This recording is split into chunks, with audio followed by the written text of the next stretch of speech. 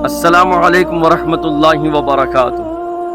معاشرے میں رمضان المبارک میں محلوں میں خاص طور سے نوجوان اکٹھا ہو کر پیسے جمع کر مسجد میں خاص طور سے طاق راتوں میں، لیلۃ القدر والی راتوں میں، یا تو افطاری کا نظم کرتے ہیں، کھانا کھانے کا یا افطار کا، یا ایسے ہی سحر کا انتظام کرتے ہیں۔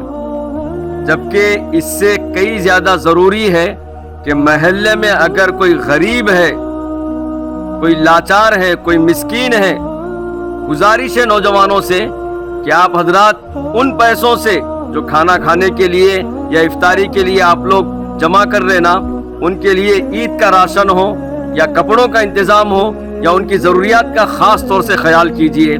میرے بھائی، یہ افضل ہے آپ کسی کو کھانا کھلائے، اس سے افضل ہے کہ آپ کسی اپنے محلے کے غریب کا، مسکین کا، لاچار کا، بیوہ کا خیال کریں۔